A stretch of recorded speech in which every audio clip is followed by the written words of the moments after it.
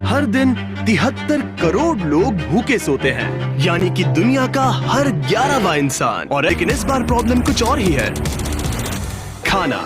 Studies से हमें ये पता चला कि अगर बच्चों को स्कूल में खाना मिले तो उनकी अटेंडेंस 50% तक बढ़ सकती है और उनके एग्जाम स्कोर्स भी 20% तक इंप्रूव हो सकते हैं। अब इसकी वजह से आगे इस वीडियो में मैं ये पूछने निकल पड़ा कि यहाँ खाने की इतनी कमी क्यों है, और जो मैंने जाना उससे मैं दंग रह गया। ये दुनिया की सबसे स्टूपिड प्रॉब्लम है। कैरल, जो यहाँ के कई स्कूल्स के प्रिंसिपल हैं, वो बता रही थी कि जब बच्चे मालनरिश्ड होते हैं तो रिसेस में खेलने के बजाय वो बस पड़े रहते हैं। जब आप स्कूल में आते हो तो वो कमजोर दिखते हैं, उनमें ताकत नहीं होती है। ब्रेक टाइम में भी बस चुपचाप बैठे होते हैं, खेलने की ताकत नहीं होती है। लेकिन जैसे ही सबको खाना मिला, पूरा माहौल ही जैसे मानो बदल सा गया। क्या तुम्हें खाना पसंद आया? हाँ। बच्चे हंस रहे थे, इधर उधर दौड़ रहे थे, एक दूसरे के साथ खेल रहे थे। ठीक है, ये सब उसका पीछा कर रहे हैं। मुझे नहीं लगता इन्होंने पहले कभी ड्रोन देखा है। शायद मैंने एक कल्ट बना लिया है। ठीक है, आज शायद केन्या में हमारा तीसरा दिन है। ये एक लो इनकम वाला एरिया है। स्कूल्स की हालत भी कल वाले स्कूल से ज्यादा खराब है। इन बच्चों को स्कूल में खाना नहीं मिलता, तो आज इनकी जिंदगी में बहुत बड़ा बदलाव आने वाला है। इनमें से ज्यादातर बच्चों को कम कैलोरीज मिलती है, लेकिन इसके बाद ये अपने स्कूल में रोज पेट भर के खाना खा पाएंगे। वो ज्यादा सीख पाएंगे, अच्छे से बढ़ पाएंगे और कम बीमार पड़ेंगे। और जरूरी बात यह है कि वो खुश रहेंगे, जो कि हमारी ख्वाहिश है। शुरू करें? ठीक है, मैं एक और स्कूल में आया हूँ जहाँ करीब 500 से ज्यादा बच्चे हैं। दिखाओ सबको। अगली बार मुर्गियों को लात मत मारना। दो। इस स्कूल में 500 से भी ज्यादा बच्चे हैं, सबको दिखाओ। हजारों और बच्चों को खाना खिलाने के बाद हमने उन्हें उनके भविष्य के लिए तैयार किया। उन्हें वो सब कुछ दिया जिनकी उन्हें जरूरत हो सकती है। निकलने से पहले हमारे बिहाइंड द सीन्स टीम को केन्या के टॉप यूनिवर्सिटीज का एक्सक्लूसिव टूर मिला, जहां मुझे कुछ बिजनेस स्टूडेंट्स से बात करने का मौका मिला।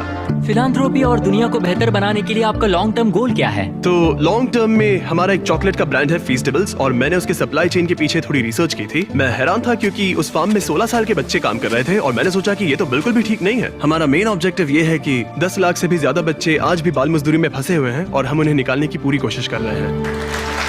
और इसीलिए हमारी अगली मंजिल मेरे लिए खास मायने रखती है। हम है घाना में, यहीं से हम फेस्टिवल्स के लिए अपना ज्यादातर कोको लेते हैं। तो यहाँ जो स्कूल मील प्रोग्राम्स हैं वो मेरे लिए ज्यादा स्पेशल हैं। मेरे लिए? हाँ। Thank you. ये सच में अमेजिंग है कि ये कम्युनिटी हमारा शुक्रिया अदा करने के लिए ऐसे समारोह आयोजित कर रहे हैं, वो भी खाने जैसी चीज के लिए जो उन्हें पहले ही मिल जानी चाहिए थी। मैं स्वागत करता हूँ जिमी, उन्हें मिस्टर बीस्ट भी कहा जाता है। Please welcome. Thank you. Thank you. जैसा कि मैंने कहा, मैं इस खाने के प्रोग्राम को शुरू करने और इस कम्युनिटी में डेवलपमेंट करवाने के लिए बहुत एक्साइटेड हूँ, और मुझे आप सबके साथ काम करने में बहुत खुशी होगी। मुझे यहाँ बुलाने और इस सम्मान के लिए बहुत बहुत शुक्रिया। ये हमारा पारंपरिक केंते है और हम तुम्हें केंते में लपेटेंगे ताकि हम तुम्हारा सम्मान कर सके। अब हाथ ऊपर उठाओ। तो अब तुम इस गांव के उप प्रधान हो। Thank you. क्या तुम इस सबसे खुश हो? हाँ, हम खुश हैं। सब कुछ बहुत अच्छे से हो गया। Thank you. जश्न वगैरह बाद में। घाना में मेरा जो एक जरूरी काम था वो था कुछ ककाओ फार्म्स को चेक करना। यहाँ के किसान जितना आमतौर पर मिलना चाहिए उससे कम कमाते हैं, और उनके बच्चे अक्सर काम में इसीलिए लगते हैं ताकि उनका परिवार भूखा ना सोए। हम फेस्टिवल्स में कड़ी मेहनत इसीलिए कर रहे हैं ताकि सभी किसानों को लिविंग इनकम रेफरेंस प्राइस दे सके और चाइल्ड लेबर को खत्म कर सके।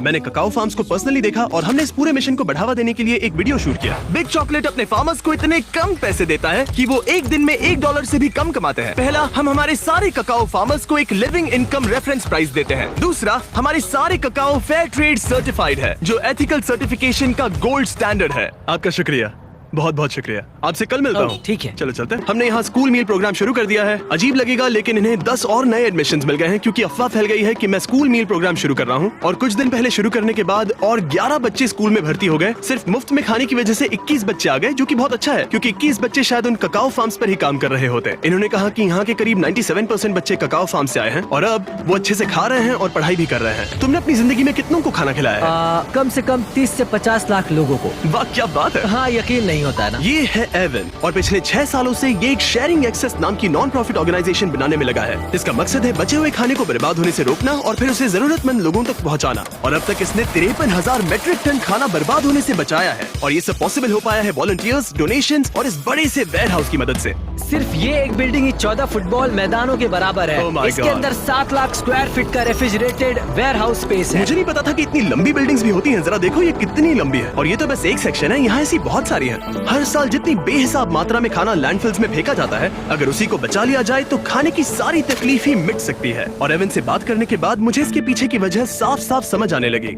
पिछले 3 सालों में हमने सिर्फ एक बिल्डिंग से 10,000 मैट्रिक टन फल और सब्जियां बांटे। और 3 साल हाँ। पहले ये सब कचरे में जा रहा हाँ, था। हर साल करीब 4,500 मैट्रिक टन का खाना फेंका जाता था और इसके पीछे $10 लाख खर्च किए जाते थे। ये दुनिया की सबसे स्टूपिड चीजों में से एक है, पर हमारे पास एक ऑर्गेनाइजेशन है जो खाना बना के देती एक शानदार आइडिया है, लेकिन सवाल यह है कि किसी ने ये पहले क्यों नहीं है। किया? हमें यानी कंज्यूमर्स को इस बारे में कोई जानकारी नहीं होती है। हाँ। वो लोग खाने को ट्रकों में भर कर बस फेंक देते हैं क्योंकि उनके लिए वो ज्यादा आसान होता है। हम रोज सुबह जल्दी उठकर उन ट्रकों से पहले स्टोर में पहुंचकर खाना लेने जाते हैं। एक बॉक्स भर के खाना जिसे वो फेंकते थे, उनके उसमें $100 लगते थे। हमने यहाँ कम से कम $15 लाख के कचरे के खर्च को बचाया है। सिर्फ अमेरिका में ही हर साल लगभग 60 करोड़ मैट्रिक टन खाना बर्बाद हो जाता है, यानी कि हर साल करीब 2 एम्पायर स्टेट बिल्डिंग्स के बराबर खाना। और एवन जैसे लोग इस संख्या को कम करने के लिए स्मार्ट और किफायती तरीके ढूंढ रहे हैं। तो आज हमारे लिए क्या प्लान है? तो आज हम शेयरिंग एक्सेस के एक दिन के जीवन के बारे में जानेंगे। हम थोड़ा खाना बचाएंगे, सोर्टिंग करेंगे, उस खाने को पकाएंगे जिसे हमने बचाया है और फिर उसे लोगों में बांटेंगे। हर एक दिन एवन तुम्हें वो एक्स्ट्रा खाना देता है जो वरना फेंक दिया जाता। उस खाने के हिसाब से रेसिपी तैयार करके बड़े पैमाने पर बनाते हो और जरूरतमंद लोगों को बांट देते हो। तुमने बिल्कुल सही कहा। मुफ्त में? हाँ।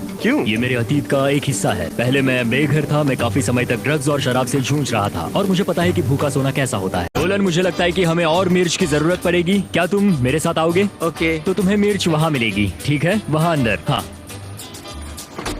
क्या तुमने नोलन को फ्रीजर में बंद कर दिया? बस थोड़ी देर के लिए, ज्यादा अब से नहीं। तुम मेरे फेवरेट शेफ हो। अरे कहाँ चले गए? कोई मुझे बाहर निकालो। वहाँ क्या हो रहा है? हमने फिलाडेल्फिया में पूरे 2 दिन बिताए, तैयारियां करने में, शूटिंग में और बहुत सारा खाना बांटने में। और जब वहाँ का काम खत्म हुआ, हम इस ऑपरेशन को मेरे होम स्टेट नॉर्थ कैरोलिना में ले गए, जहाँ जाकर हमने वहाँ की कम्युनिटी में भी खाना बांटा। यहाँ हर कार को इस बचाए हुए खाने का एक बॉक्स मिलेगा। कुछ अंगूर, कुछ केले, थोड़ा मीट, बहुत सारी सब्जियां और खाने के पैकेट्स। ये सारी चीजें फेंकी जा सकती थी, लेकिन शेयरिंग एक्सेस की वजह से ऐसा नहीं होगा।